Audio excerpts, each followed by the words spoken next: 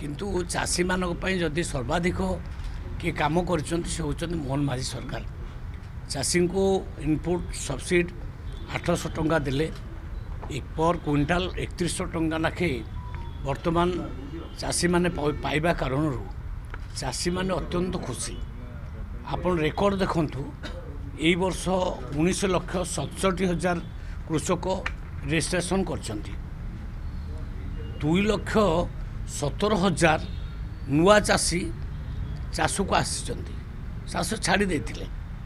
तांकर विश्वास नथिला जे चाषरे परिवार पोषण करहब बोली, किंतु मोहन माझी जो 800 टंका अधिक देले से कारण से माने चाष को फेरीचंती एवं आउरी मध्य एक्सटेंशन हम रजिस्ट्रेशन आउरी मध्य पाखापाखि लक्षे चाषी भी जोड़ी ही पारंती। सार पहुँचबार टिके डेरी होती तार प्रयास आम सरकार भी करुच्ची ताकू नहीं कि चिठी लिखा माने कौन तेणु से गुड़ा उपरको मुझे नहीं।